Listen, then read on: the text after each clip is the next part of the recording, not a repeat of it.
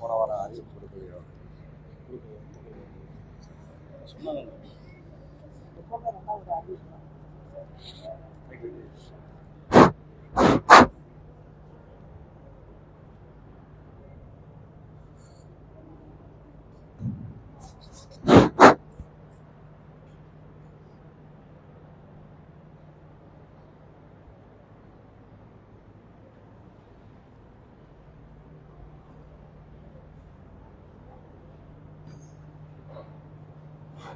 السلام عليكم ورحمة الله وبركاته.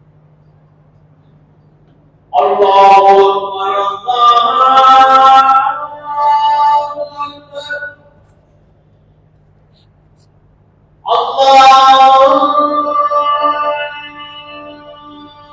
أكبر الله أكبر أشهد أن لا إله إلا الله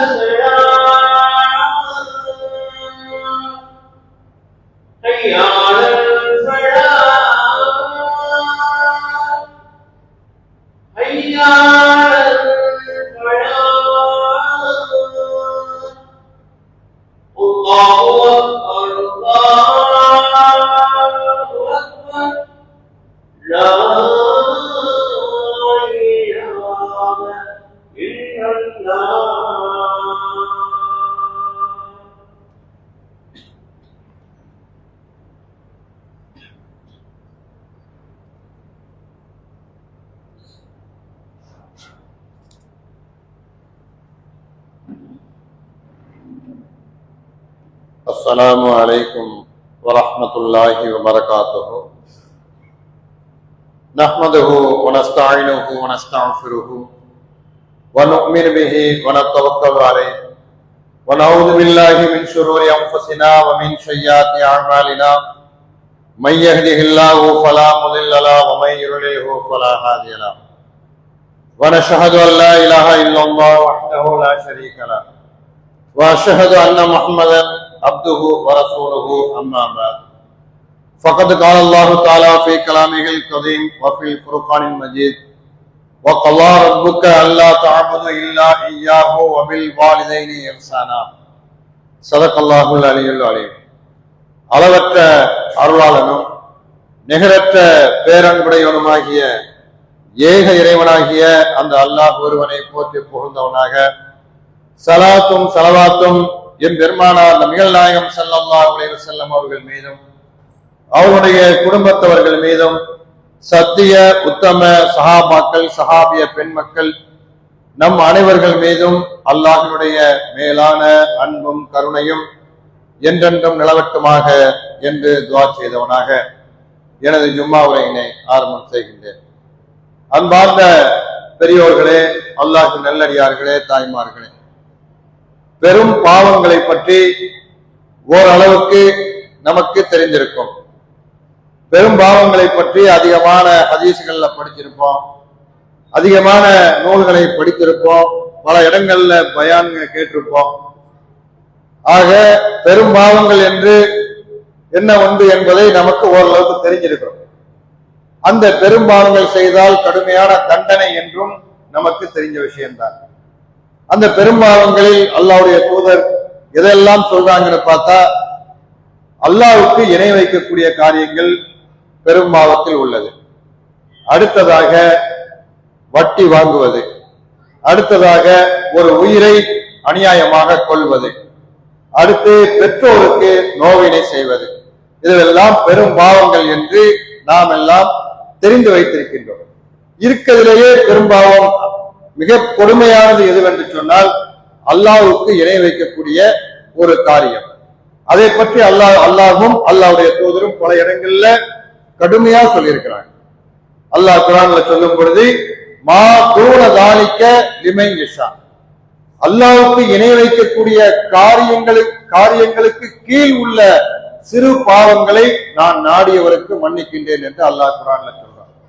இன்னொரு இடத்துல சொல்றான், யார் இணை வைக்கின்றார்களோ இன்னம நஜிஷுன், அது அருவருக்கத்தக்கது என்று அல்லாஹ் சொல்றான்.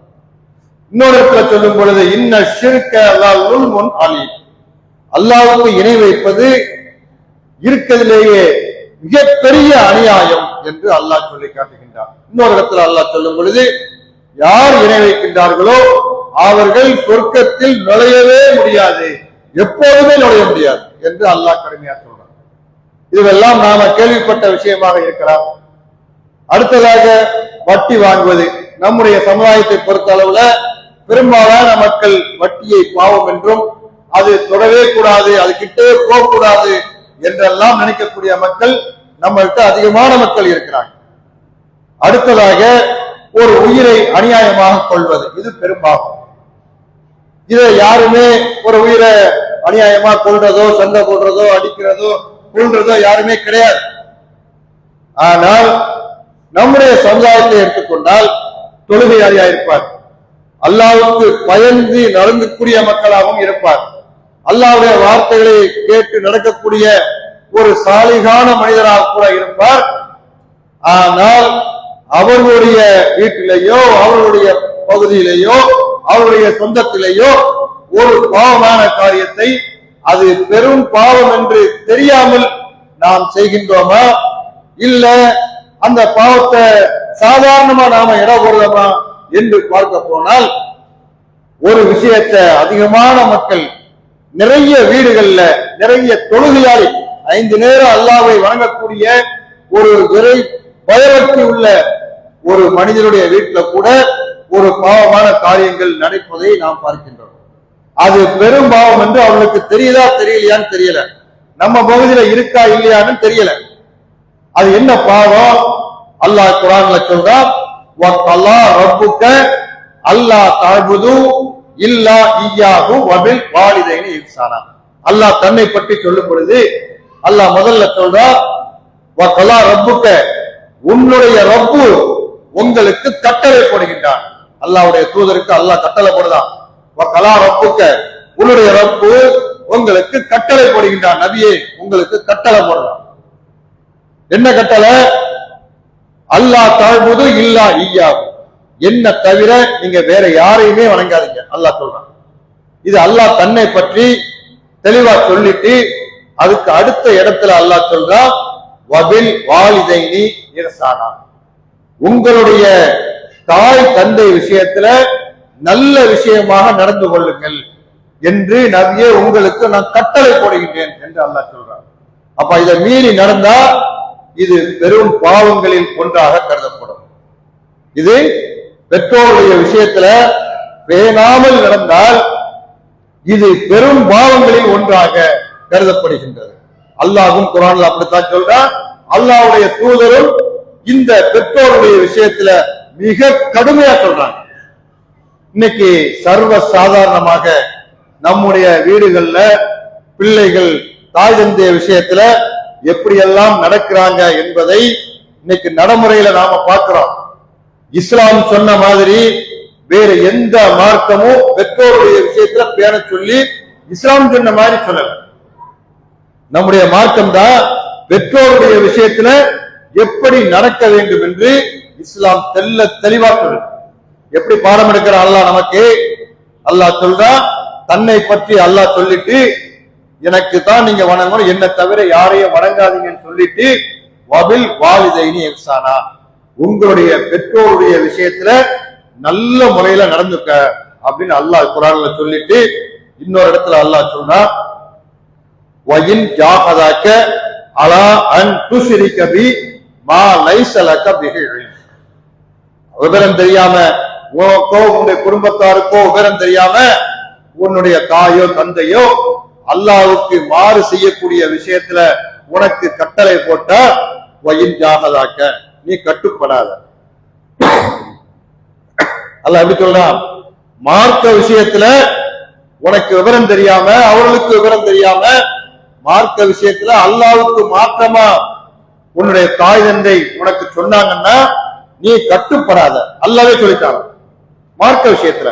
இப்ப வரதட்சணை கல்யாணத்துக்கு கூப்பிடுறாங்க, ஒரு தர்காவுக்கு கூப்பிடுறாங்க, நம்ம குடும்பம் எல்லாரும் போறோம், நீ வாப்பா, நீ வந்தாதான் நல்லா இருக்கும், நீ மட்டும் ஏன் வரல அப்படின்னு சொல்லி ஒரு கல்யாணத்துக்கோ அல்லது ஒரு ஒரு அவுளியாக்களை சந்திப்பதற்கோ தர்காவுக்கோ நம்ம வீட்டுல கூப்பிடுறாங்க. அப்ப அல்லாஹ் சொல்றான், மார்க்கத்துக்கு விரோதமான ஒரு காரியத்தை உன்னுடைய தாய் தந்தை உனக்கு கட்டளை போட்டா வயின் ஜாகதாக்க, நீ கட்டுப்படாதங்கிறான். அவன் அந்த விஷயத்துல உன்னுடைய தாய் தந்தை விஷயத்துல கேட்காத அப்படின்னு அல்லாவே நமக்கு வழிகாட்டுறான். அடுத்து அல்லாஹ் சொல்றான், வஃபித் துன்யா மஅரூஃபா, உலக விஷயத்துல உன்னுடைய தாய் தந்தையர்கள் எது சொன்னாலும் நீ அவங்க விஷயத்துல நல்ல முறையில நடந்துக்கணும்.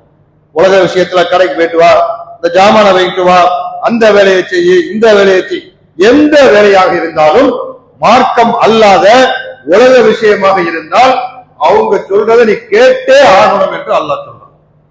அடுத்து சொல்றா, எப்படிலாம் அல்லாஹ் நமக்கு சொல்றான் பாருங்க, மார்க்க விஷயத்துல கட்டுப்படாத, உலக விஷயத்துல நீ அத்தனைக்கு அவங்க கட்டுப்படணும் சொல்லிட்டு அடுத்து சொல்றான், ரெண்டு பேரில் ஒருவரோ உன்னுடைய தாய் தந்தையர்கள் இருப்பாங்கன்னா அவங்க விஷயத்துல ரொம்ப கவனமாயிரு. எப்படி கவனமா இருக்கணுமா, சீன் கூட ஒரு வார்த்தை சொல்லிடாத. எப்படி நம்முடைய மார்க்கம் நமக்கு வழி நடத்துது பாருங்க. நம்முடைய தாய் தந்தையரை எப்படியெல்லாம் பேண வேண்டும் என்று நம்முடைய இஸ்லாம் சொன்ன மாதிரி வேற எந்த மார்க்கமோ மதமோ சொன்னது கிடையாது.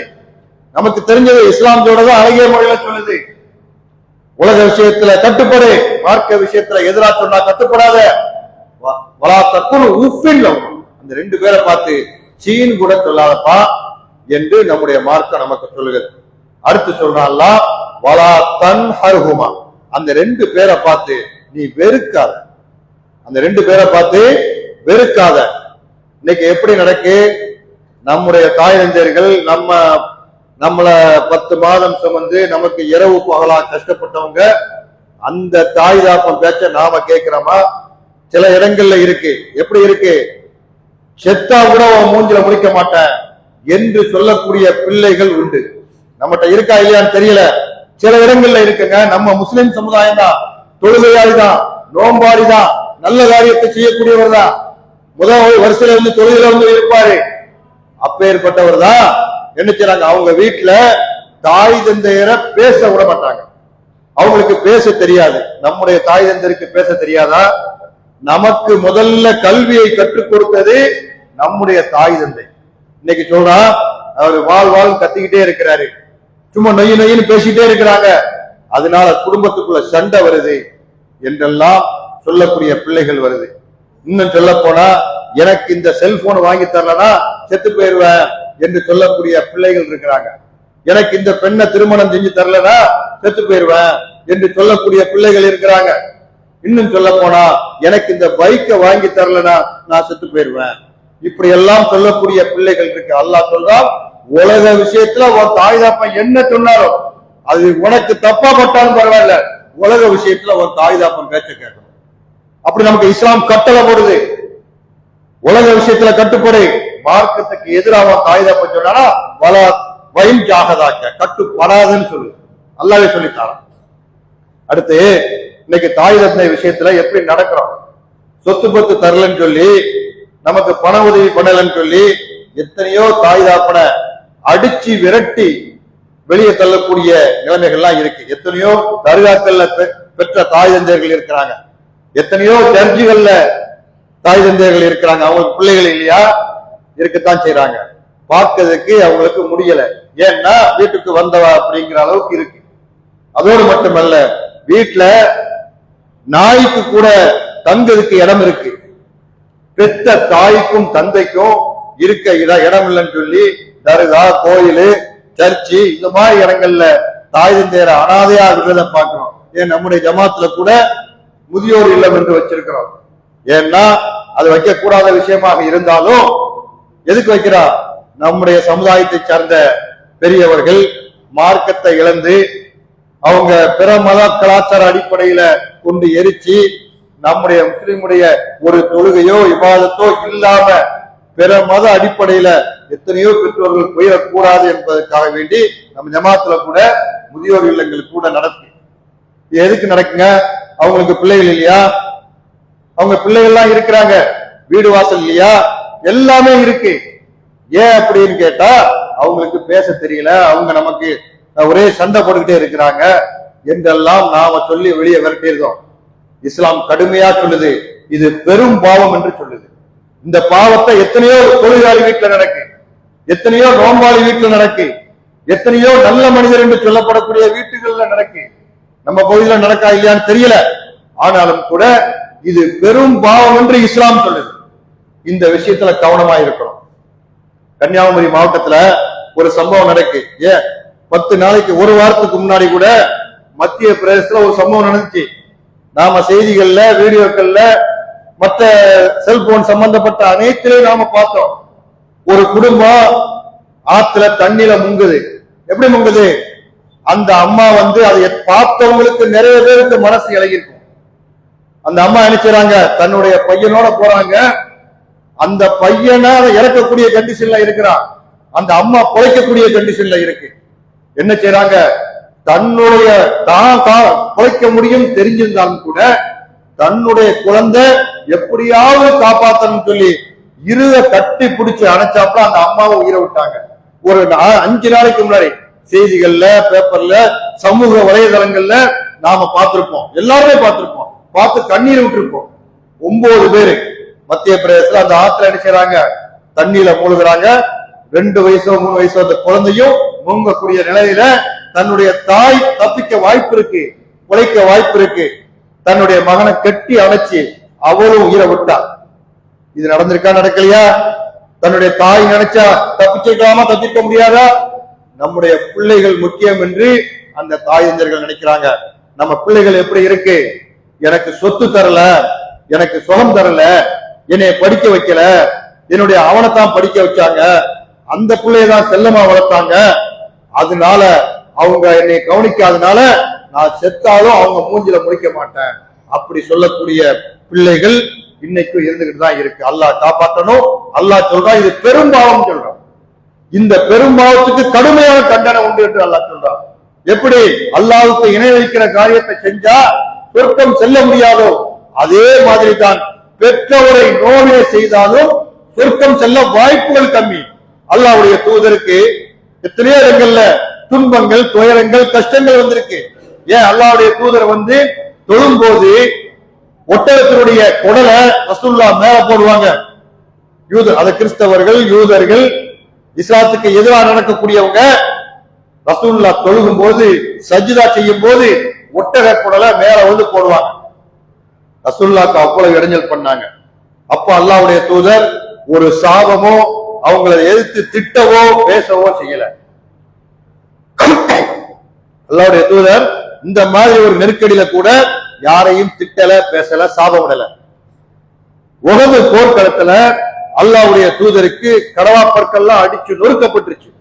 இன்னும் சொல்ல போனா எல்லா சஹாபாக்கள் என்ன சொல்றாங்க, நிறைய பேர் அல்லாஹ்வுடைய தூதர் இறந்துட்டாங்க என்ற தகவலையும் வெளியே பரப்பி விடுறாங்க. இந்த அளவுக்கு அல்லாஹ்வுடைய தூதருக்கு சிரமங்கள் எதிரிகளால் கொடுக்கப்பட்டாலும் கூட எந்த இடத்துலயும் அல்லாஹ்வுடைய தூதர் யாரையுமே சாப விடல. ஆனா ஒரே ஒரு கட்டத்துல மட்டும் அல்லாஹ்வுடைய தூதர் கடுமையா நடந்துகிட்டாங்க. ஒரு நாள் மெம்பர்ல ஏறும் பொழுது அல்லாஹ்வுடைய தூதர் சொல்றாங்க, அவன் நாசமா போட்டோம், அவன் நாசமா போட்டோம், அவன் நாசமா போட்டோம் என்று அல்லாஹ்வுடைய தூதர் சாப விடுறாங்க.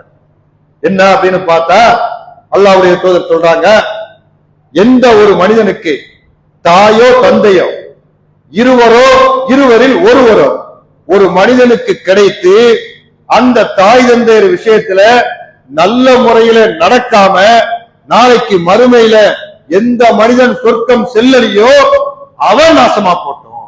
எப்படி சொல்றாங்க அல்லாஹ்வுடைய தூதர்? இந்த உலகத்துல தாயோ தந்தையோ அடிச்சு விரட்டுறவங்க நினைச்சு பார்க்கணும். தாய் தந்தையரை வீட்டுல இருக்க இடம் இல்ல அப்படின்னு சொல்லி விரட்டி விடுறாங்களே, அவங்க எல்லாம் நினைச்சு பார்க்கணும், நீ என்ன அமல் செஞ்சாலும் என்ன நல்ல காரியங்கள் செஞ்சாலும் சொர்க்கம் அதற்கு தடையா இருக்கும். நமக்கு சொர்க்கம் கிடைக்கக்கூடிய வாய்ப்புகள் இருந்தாலும் தாய் தந்தையர் விஷயத்துல நல்ல முறையில நடக்கலன்னா நமக்கு சொர்க்கம் செல்வதற்கு அது தடையாயிடும். அதுதான் அல்லாஹ்வுடைய தூதர் சொல்றாங்க, இந்த உலகத்துல ஒரு மனிதனுக்கு தாயோ தந்தையோ இருவரோ இருவரில் ஒருவரோ ஒருத்தனுக்கு கிடைத்து அவன் அந்த தாய் தந்தையரை நல்ல முறையில கவனிக்காம நாளைக்கு சொர்க்கம் செல்லாம ஒருத்தன் இருப்பான, அவன் நாசமா போட்டோம் என்று அல்லாஹ்வுடைய தூதர் கடுமையா சாபம் இருக்கிறாங்க. அல்லாஹ்வுடைய தூதர் இடத்துல ஒரு நபி தோழர் வந்து கேட்கிறாரு, யார சொல்லலாம், இந்த உலகத்துல நான் யாரு கூட அதிகமா உறவாடணும், யாரு கூட நான் பேசி வச்சு இருக்கணும் அப்படின்னு சொல்லும் பொழுது அல்லாஹ்வுடைய தூதர் சொல்றாங்க, உன்னுடைய தாய் கூட தான். இரண்டாவது அந்த நபி தோழர் கேட்கிறாரு, இந்த உலகத்துல நான் யாரு கூட உறவாடணும், யாரு கூட பாசமா நடக்கணும் என்று கேட்கும் போது அல்லாஹ்வுடைய தூதர் உன்னுடைய தாயிடத்தான் அப்படின்னு சொல்றாங்க. மூணாவதாக அந்த நபி தோழர் கேட்கிறாரு, உன்னுடைய தாயிடத்துலதான். நாலாவதாக கேட்கும் பொழுது உன்னுடைய தந்தை கூட நீ உறவாடிக்க. ஆக எப்படி பார்த்தாலும் தாயும் தந்தையும் தான் நாம் இந்த உலகத்திலே அதிகமா நேச வைக்கக்கூடிய தகுதி பெற்றவங்க என்பதை அல்லாஹ்வுடைய தூதர் சொல்றாங்க.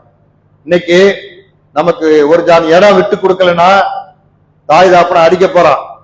என்னவெல்லாம் சமூக வலைதளங்கள்ல நடக்கு, செய்திகள்ல நாம பார்க்கிறோம். ஒரு 7 மாதத்திற்கு முன்பாக கன்னியாகுமரி மாவட்டத்தை பத்தி போனவங்களுக்கு தெரியும். இப்ப நம்ம பகுதிகளை எடுத்துக்கிட்டோம்னா தொடர்ச்சியான வீடுகள் இருக்கும், ஒரு தெரு நீட்டா இருக்கும், உள்ள போகலாம் வரலாம், பக்கத்து வீட்டுல என்ன நடக்குன்னு நமக்கு தெரிஞ்சிருக்கும். ஏன்னா வீடுகள் நெருக்கமாயிருக்கும். நம்ம வீடுகள் நெருக்கமாயிருந்தாலும் பக்கத்துல என்ன நடந்தாலும் எனக்கு என்னன்னு இருக்கக்கூடிய சமுதாயமா தான் இருக்கிறோம்.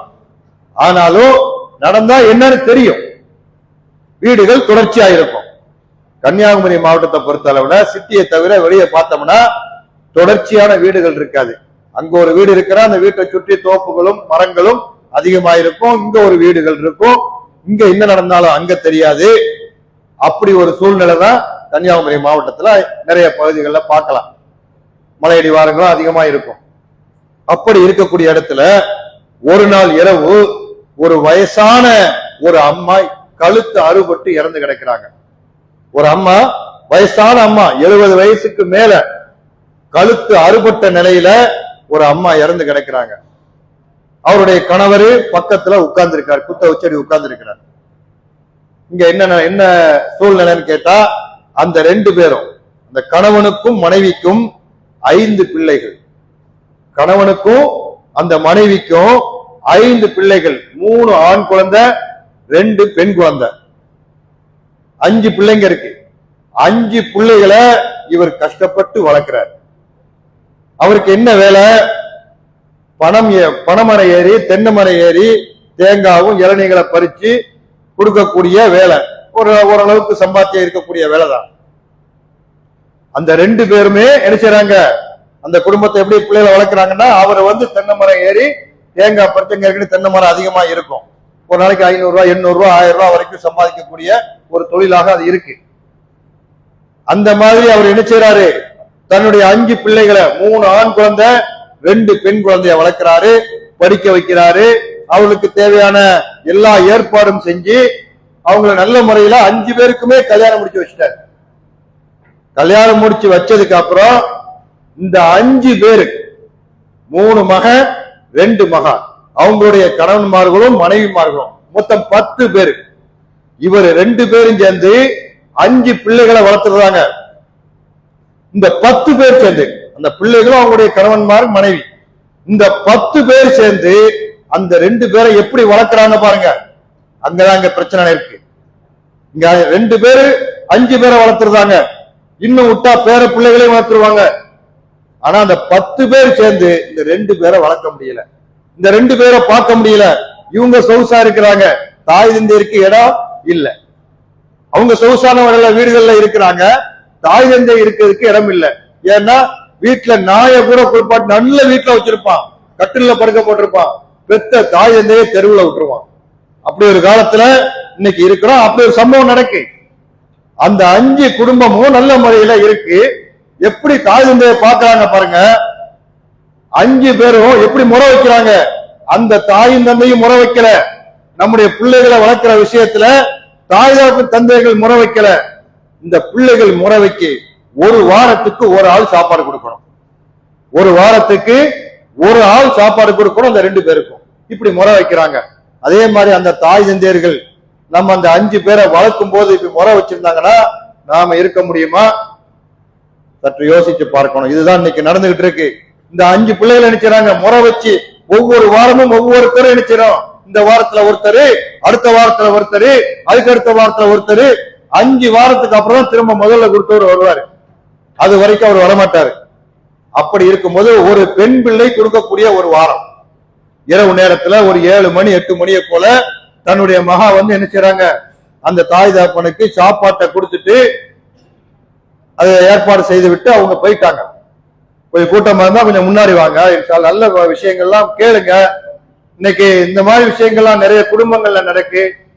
இருந்தாலும் பயான்கள் கேட்க கேட்க நமக்கு நல்லதுதான்.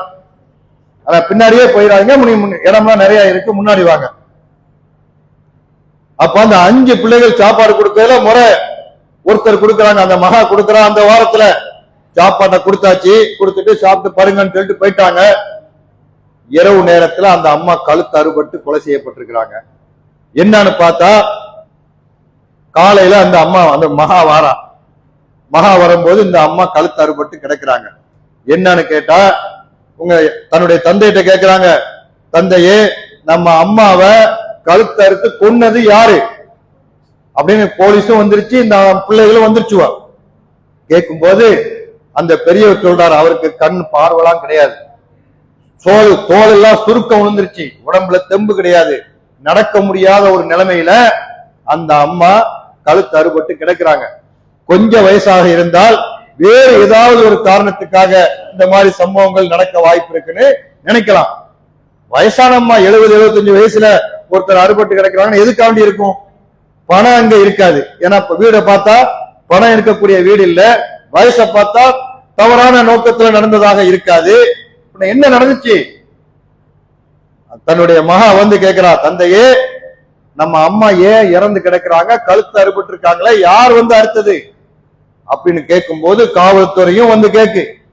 அப்பதான் அவர் சொல்றாரு, அழுதுகிட்டே சொல்றாரு, வேற யாரும் இல்லம்மா, நான் தான் உங்க அம்மா கழுத்தை அறுத்தேன். எதுக்கு அப்படின்னு கேட்கும் போது, உங்க அம்மா நீ சாப்பாடு கொடுத்துட்டு நீ போனதுக்கு அப்புறம் அவளுக்கு வயிற்று வலி கடுமையாக இருக்கு. வயிற்று வலி உன்னுடைய அம்மாவுக்கு கடுமையா இருக்கு. இது நடந்தது ரொம்ப நாள் இல்ல, ஒரு 7 மாசத்துக்கு முன்னால செய்திகள்ல போட்ட விஷயம். இது நடந்த விஷயம் கன்னியாகுமரி மாவட்டத்துல.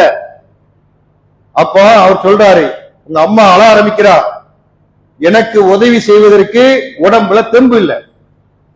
பனைமரம் ஏறினவரு தன்னுடைய மனைவி துடிக்கிறத அவரால் தாங்க முடியல. என்ன செய்யறாரு, அங்க எங்க ஓடுதாரு, நடக்க முடியல, எனக்கு கொஞ்சம் பொறுத்துக்கமா, விடிஞ்சிரும், விடிஞ்சதுக்கு அப்புறம் யாராவது வருவாங்க, ஆஸ்பத்திரி கூட்டு போயிடலாம்.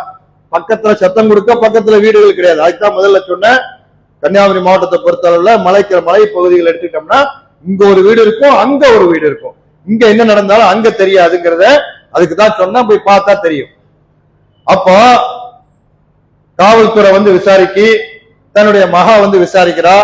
அப்ப அவர் சொல்றாரு, நீ சாப்பாடு கொடுத்துட்டு போன உடனே உன்னுடைய அம்மா வயிற்று வலியால துடிக்கிறா, எனக்கு உதவி செய்வதற்கு எனக்கு உடம்புல தெம்பு இல்ல, கண் பார்வை இல்ல, நைட்டு நேரம் யாரையாவது சத்தம் கொடுக்க போனோம்னாலும் கூட இரவு நேரத்துல எனக்கு கண்ணு தெரியாது, அதனால நான் எவ்வளவோ பொறுத்துக்கமா, விடிகிற வரைக்கும் பொறுன்னு சொன்ன உன்னுடைய அம்மா இருக்க இருக்க வேதனை கூட கூட அவ துடிக்கிறா. என் கூட 50 வருஷம் 60 வருஷம் நல்லதிலையும் கெட்டதிலையும் என் கூட எனக்கு தோள் கொடுத்து உதவிய உன்னுடைய அம்மா என்னுடைய மனைவி, அவளுக்கு நான் சின்ன உதவி என்னால செய்ய முடியலையே அப்படின்னு நினைச்சு நான் கோவப்பட்டு சத்தம் போடாத, விடியட்டும் என்று நான் சொல்லிக்கொண்டே இருந்தேன். அவளுக்கு இருக்க இருக்க வலி கூடிட்டு பார்த்தேன், பக்கத்துல ஒரு சின்ன கத்தி கிடந்துச்சு, அந்த கத்திய வச்சு என்னுடைய மனைவி கதறுவத என்னால உதவி செய்ய முடியலையேன்னு நினைச்சு நானே என்னுடைய கையால என்னுடைய மனைவிய உன்னுடைய அம்மாவை கழுத்தை அறுத்துட்ட, அவ இறந்து கிடக்கிறா என்று தன்னுடைய கணவராகிய அந்த பிள்ளையுடைய அப்பா பக்கத்துல உட்கார்ந்துட்டு சொல்றாரு, அவருக்கு என்ன தண்டனை கொடுக்க? தன்னுடைய மனைவியை கொண்டுட்டாரு, என்ன தண்டனை கொடுக்க? யாருக்கு கொடுக்கணும்? கொடுக்கிறாந்தா இந்த 10 பேருக்கு கொடுக்கணும். 5 பிள்ளைகள், 3 ஆண் பிள்ளைகள் அவங்களுடைய மனைவி மக்கள், 2 பெண் பிள்ளைகள் அவங்களுடைய கணவன்மார்கள், இந்த 10 பேருக்கு கொடுக்கலாம். இந்த 10 பேர் அந்த 2 பேரை கரெக்டா வளர்த்திருந்தா இந்த நிலைமை வந்திருக்குமா? அதை பார்க்கும்போது கண்ணீர் வரும். இன்னொரு இடத்துல சத்தியமங்கலத்துல செய்தியில வந்துச்சுங்க, பெரியவனுக்கு சொத்து கொடுக்கலையா, 2 பையனும் ஊதாரித்தனமா இருக்கிறானா, அதற்காக வேண்டி பெரியவனும் சின்னவனும் தன்னுடைய தந்தைய சோபால உட்கார வச்சு அண்ணங்காரம் பிடிக்கிறான், தம்பி அடிக்கிறான், அதை வீடியோ எடுத்து வெளியே போடுறான். காரணம் என்னன்னா சொத்து கொடுக்கலையா, பிள்ளைகளுக்கு சொத்து கொடுக்கலையா. அதுக்காக வேண்டி இந்த மாதிரி ஒரு பிரச்சனைய சமூக வலைதளங்கள்ல போடக்கூடிய அளவுக்கு நிறைய இடத்துல நடக்கு. இன்னைக்கு நாம நினைக்கலாம் பிற மதத்துல தானே நடக்கு, நம்முடைய மதத்துல இல்லைன்னு நினைக்கலாம். இன்னைக்கு எத்தனையோ ஊர்கள்ல தன்னுடைய பிள்ளைகள் எப்படி இருக்கிறாங்க, சொத்து கொடுக்கலன்னு சொல்லி தாய் தந்தை இறந்த பின்னால கூட அவங்க முகத்துல கூட முழிக்காம இருக்கிறாங்க. அது நிறைய இடங்கள்ல இருக்கு. எத்தனையோ தாய் தந்தையர தர்காக்கள்லையும் பள்ளி வாசல்கள்லையும் கோயில்கள்லையும் சர்ச்சுகளிலையும் விட்டுட்டு இருக்கிறான். இடமெல்லாம் இருக்கு. ஆனாலும் கூட பெற்ற தாய் தந்தைய வீட்டுல இருந்தா ஒரே நோய் நோய்ங்கிறாங்க, எனக்கு சொத்து சுகம் தரல அப்படின்னு சொல்றாங்க என்றெல்லாம் தாய் தந்தையை அடிச்சு விரட்டக்கூடிய நிலைமைகள் இருக்கு. இதை இஸ்லாம் என்ன சொல்லுது தெரியுமா? இது பெரும்பாவம். இந்த பெரும்பாவத்தை இன்னைக்கு நமக்கு தெரிஞ்சு செய்யறோமா தெரியாம செய்யறோமா நமக்கு தெரியல. ஆனால் அல்லாஹ் சொல்றா இது பெரும்பாவம்.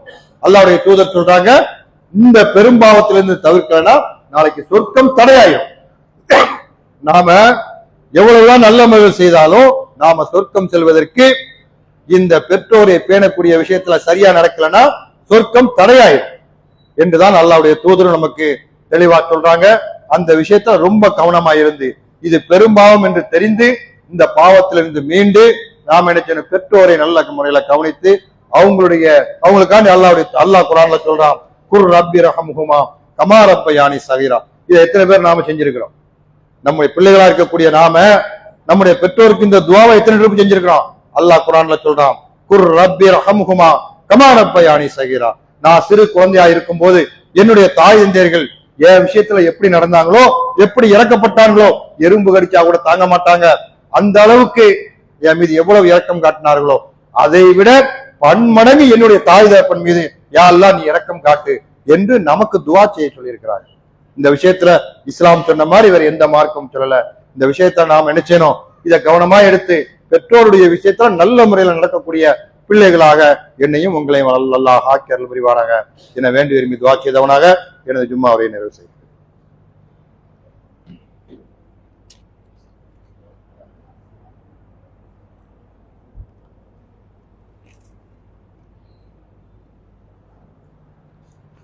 அஸ்ஸலாமு அலைக்கும் வரஹ்மத்துல்லாஹி வபரகாத்துஹு.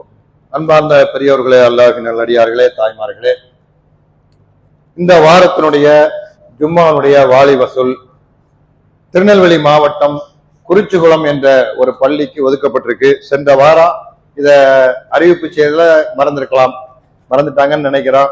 இருந்தாலும் இப்போது இந்த அறிவிப்பை உங்களுக்கு சொல்றோம். இது தெரிஞ்சவங்க அதை என்ன செய்யுங்க, அந்த பள்ளிக்காண்டி உதவி பண்ணுங்க. இது இன்னைக்குதான் உங்களுக்கு தகவலா கிடைக்குமே. ஆனால் இன்ஷா அல்லாஹ் இன்னைக்கு இஷா தொழுகை வரைக்கும் நாங்க இருப்போம். அதுக்கப்புறம் நம்முடைய கிளை நிர்வாகிகள்கிட்ட நீங்க என்ன செய்யலாம், உங்க பொருளாதாரத்தை கொடுக்கலாம். பணம் கொண்டு வந்தவங்க இந்த பொருளாதாரத்தை தாராளமா கொடுங்க. கொண்டு வராதவங்க இன்னைக்கு நைட்டு வரைக்கும் நாங்க இருப்போம், அப்ப அந்த உதவி செய்யுங்க. நாங்க போனதுக்கு அப்புறம் நீங்க பணம் கொடுக்கணும்னு விரும்பினீங்கன்னா கிளை நிர்வாகிகள்கிட்ட கொடுத்து உதவுங்க. ஏன்னா அந்த திருநெல்வேலி மாவட்டத்துல குறிச்சிகுளம் என்ற ஒரு ஊரு 90கள்ல மாவட்ட தலைவராக அந்த ஊருக்காரர் தான் இருந்தார். 90கள்ல மாவட்ட தலைவராக அவங்க இந்த ஊருக்காரர் தான் இருந்தாரு. ஏகத்துவம் இல்லை. அதே 90கள்ல அந்த ஊருக்காரர் தான் உணர்வு பத்திரிகையில எழுதக்கூடியவராக இருந்தார். ஆனா அவர் குடும்பத்துல ஏகத்துவம் இல்லை, அவர் ஊர்ல அந்த குறிச்சிகுளத்துல ஏகத்துவம் இல்லை. எப்ப ஏகத்துவம் வந்துச்சு? இவங்க எல்லாம் இருக்கும்போது வரல. 13 வருடங்களுக்கு முன்னால ஒரு தர்காவுடைய வழிபாட்டை பகிரங்கமா செய்யும் போது ஒரு 20 சகோதரர்கள், அந்த நேரத்துல தௌஹீத் ஜமாத் கிளை போடல, தௌஹீத் ஜமாத் கிளை போடல. ஆனாலும் ஏகத்துவ விஷயத்துல அந்த சிந்தனைகளை என்ன செய்றாங்க, எல்லாரும் நின்று அந்த தர்காவுடைய வழிபாட தடுக்கிறாங்க. அதற்கு அவங்க மேல கேஸ் ஏற்படுது. ஆனா உதவி செய்ய ஆளு கிடையாது. அந்த நேரத்துலதான் பக்கத்து மாவட்டத்தில இருந்து ஒரு சகோதரர் என்ன செய்யறாரு, நம்ம ஜமாத்தை அணுகி, அவர் ஜமாத்தில் உள்ளவர், அவர் அணுகி இந்த மாதிரி இந்த கிராமத்துல ஏகத்துவத்துக்காண்டி போராடிட்டு இருக்கிறாங்க, அவங்கள மக்கள் எல்லாம் சுத்தி என்ன செய்யறாங்க, அவங்கள ரொம்ப உதவி செய்யாம அவங்கள மன உளைச்சலுக்கு ஆளாகிறாங்க, அவங்க பாவம் அவங்களுக்கு சிரமத்துல இருக்கிறாங்க, நாம ஜமாத்து உதவி செய்ய வேண்டியதானே, நாம இந்த செயலை தான் நாம செய்யணும்னு நினைக்கிறோம், அந்த செயலை அந்த பையங்கள்லாம் செய்யறாங்க, அவங்களுக்கு உதவி பண்ணணும்னு சொல்லி கிளை போடாமலே நம்முடைய ஜமாத்தினை செஞ்சுச்சு.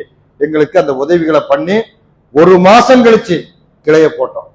மாவட்ட தலைவரோ உணர்வு பத்திரிகையில இருந்த அந்த சகோதரி இருந்த ஊர்ல ஏகத்துவம் வரல. அதுக்கப்புறம் அல்லாஹ் எப்படி எங்களுக்கு ஏகத்துவத்தை கொடுக்கிறான், ஒரு தர்கா வழிபாடு சுன்னத் ஜமாத்துல அந்த பள்ளி வாசலுடைய படிக்கட்டுல விளக்கு ஏற்படுத்தா, கார்த்திகை தீபம் மாதிரி விளக்கு ஏற்படுத்துறான். இதை பார்த்துட்டு நாங்க என்ன செஞ்சோம், தடுக்கிறோம். தடுக்கும் போது இங்க எல்லாத்தையும் கேஸ் போடுறான். நாங்க எந்த ஜமாத்தையும் சேரல, சுன்னத் ஜமாத்துல தான் இருந்தோம். ஆனா அந்த நேரத்துல நாங்க இந்த செஞ்ச இந்த செயல் நம்ம ஜமாத்துக்கு பிடிச்சி நாம செய்யக்கூடிய இந்த செயலை தான் அந்த பையங்க செய்யறாங்க. அவங்களுக்கு நம்ம ஜமாத்து உறுதுணையா நிக்கணும்னு சொல்லி அன்னைக்கு கிளைய ஆரம்பிச்சோம். கிளைய ஆரம்பிச்சு அல்ஹம்துலில்லாஹ் அன்னைக்கு 13 வருஷம் ஆகுது. 2026 13 வருஷம் ஆகுது. இந்த 13 வருஷத்துல வேறொரு இடத்துலதான் நாங்க வாடகைக்கு இருந்தோம். அதுக்கப்புறம் ஒரு இடத்த வாங்கி 3 வருஷமா கஷ்டப்பட்டோம். சென்ற வருஷம் நம்ம இந்த இடத்துல ஒரு மாநாடு வச்சிருந்தாங்களே, அந்த மாநாடு ஆரம்பிக்கிறதுக்கு முன்னாடி பள்ளிவாசலை கட்ட ஆரம்பிச்சோம். பள்ளிவாசல் நம்ம பள்ளிவாசல் பெரிய பள்ளிவாசல் கிடையாது, 920 சதுரடி. அந்த பள்ளிவாசலுடைய மொத்த இடமே 920 சதுரடி. 25 பேர் தான் நின்று தொழக்கூடிய ஒரு இடம். அப்ப எவ்வளவு சின்ன ஊருன்னு பாத்துக்கங்க, சின்ன இடம்னு பாத்துக்கங்க. கீழே கட்டி முடிச்சிட்டோம், அல்லாஹ்வின் கிருபையால கீழே கட்டி முடிச்சிட்டோம். ஆனா தொழ முடியாது. தொழுதா ஆண்கள் தொழுதா பெண்கள் தொழ முடியாது, பெண்கள் தொழுதா ஆண்கள் தொழ முடியாது. மேலையும் கெட்டுனா மேல 40 பேர் நின்று தொழலாம். கீழே பாத்ரூம் ஒளிச்சீர இடம் எல்லாத்தையும் ஒதுக்கிட்டு பார்க்கும்போது 25 பேர் தான் நின்று தொழக்கூடிய இடத்துல இருக்கு. அங்க தொழுகை நடத்தினா ஒரு பக்கம் தான் நடத்த முடியும். அந்த மாதிரி ஒரு சூழ்நிலையில பள்ளியை கீழே கட்டி இருக்கிறோம். மர்சா மட்டும் நடக்கு. எந்த அளவுக்கு எதிர்ப்புன்னு கேட்டா, பள்ளியை கட்டும் போது நாம பிட் நோட்டீஸ் கொண்டிருக்கிறோம். அந்த பிட் நோட்டீஸ நம்ம மாவட்ட நிர்வாகம் சொல்லுது, திருநெல்வேலி மாவட்டத்துல கொடுக்காதீங்க. ஏன்னா கடுமையான எதிர்ப்பு. ஒரு நோட்டீஸ் உளவுத்துறை கைக்கு போச்சுன்னா பள்ளிவாச கட்ட முடியாது. அதனால திருநெல்வேலி மாவட்டத்துல கொடுக்காதீங்க, பிற மாவட்டங்கள்ல கொடுங்க. ஏன்னா அல்லாஹ்வுடைய ஆலயம் அமைய உதவி செய்யுங்க அப்படின்னு சொல்லி நோட்டீஸ் அடிப்போம். இதை வாங்கிட்டு எங்களை என்ன பாடுபடுத்தலாம் தெரியுமா? ஆடியோ விசாரணை, எஸ்பி ஆபீஸ் விசாரணை கெட்டக்கூடாதுன்னு தான் எத்தனையோ பேர் உதவி செய்வாங்க. அந்த பள்ளி சீக்கிரம் அந்த ஊர்ல தொழுகை நடக்கணும்னு அதுக்கு தடையா அந்த மக்கள் இருக்கிறாங்க. அந்த அந்த சூழ்நிலையில இந்த மாநாடு நடத்துறதுக்கு 6 மாசத்துக்கு முன்னாடிதான் பள்ளி வாசல் நாங்க வேலையை ஆரம்பிச்சோம். இன்னும் பாதி வேலை தான் முடிச்சிருக்கோம். அந்த மாநாட்டுக்கும் பல சிரமப்பட்டு நாங்க வந்தோம். 22,000 ரூபாய் செலவழிச்சோம். 15 பேர் வந்தோம். 10,400 ரூபாய் தான் வசூல் வந்துச்சு. இந்த மாநாடு இந்த இடத்துல நடத்தினது. இப்ப திரும்ப வந்திருக்கிறோம். முறையா மாவட்ட நிர்வாகம் அனுமதி கொடுத்து இந்த வாரத்தினுடைய ஜும்மாவுடைய வசூலை தரணும் சொல்லி வந்திருக்கிறாங்க. போன வாரம் அறிவிப்பு கொடுக்கல, அது ஒண்ணுதான் தவறு நடந்துருச்சு. இருந்தாலும் இந்த விஷயத்த நாம திரும்ப சொல்றோம். ஞாபகம் உள்ளவங்க அதுக்குண்டான பொருளாதாரத்தை கொடுங்க. திருநெல்வேலி மாவட்டத்துல பஸ் ஸ்டாண்ட்ல போய் நின்று குறிச்சிக்குளம் எங்க இருக்குன்னு கேட்டா யாருமே சொல்ல மாட்டாங்க, தெரியாது. அப்பேற்பட்ட பின்தங்கிய குக்கிராமம். நம்ம ஜமாத்துல கேட்டா சொல்லுவாங்க காலண்டர்ல நம்ம பேரு இருப்பாங்க. அப்பேற்பட்ட குக்கிராமத்துல அல்லாஹ்வுடைய ஆலயத்துக்காக வேண்டி பாதி வேலைகளை முடிச்சிருக்கிறோம். 920 சதுரடி. மீதி வேலைகளை முடித்தால் மட்டும்தான் இந்த பள்ளி தொழுகை பள்ளி ஆகும். இல்லைன்னா சும்மா தான் இருக்கும். அதற்கு உங்களுடைய பொருளாதாரத்தை எதிர்பார்த்து நாங்க வந்திருக்கிறோம். இன்று இரவு வரை நாங்க இருப்போம். நாங்க வெளியில போயிட்டோம் வைங்க, நம்ம நிர்வாகத்துல உங்களுடைய பொருளாதாரத்தை கொடுத்து உதவுங்க. நாங்க கொண்டு வந்திருக்கக்கூடிய நோட்டீஸ்ல ஜமாத் அக்கௌண்ட் இருக்கு, QR கோடு இருக்கு. நீங்க அதுல நீங்க என்ன செய்யலாம், ஸ்கேன் பண்ணி எங்களுடைய கஷ்டத்தை போக்கி சீக்கிரம் அந்த பள்ளியில நாங்க தொழணும். எதிர்ப்புகள் கடுமையா இருக்கு. நம்ம பொருளாதாரமும் இந்த நேரத்துல தடையா இருக்கிறதுனால அந்த வேகத்துல எங்களால செய்ய முடியல. பக்கத்து கிளைகள்ல இருந்து 5-6 பேரை கூட்டு வந்திருக்கோம். சின்ன கிளையில உள்ளவங்களுக்கு பெரிய பொருளாதாரம் வரக்கூடிய வாய்ப்புகள் இல்லை. அப்பேற்பட்ட சூழ்நிலையில பக்கத்து கிளைகள்ல இருந்து 5-6 பேரை கூட்டு வந்து என்ன செய்யறோம், இந்த வசூலுக்காண்டி அங்கங்க 2 பேர் போயிருக்கிறோம். நம்ம பள்ளிக்கு 3 பேர் வந்திருக்கிறோம். உங்களுடைய பொருளாதாரத்தை எவ்வளவு கொடுத்தாலும் அந்த பள்ளிக்கு தகுதியான ஒரு பள்ளி.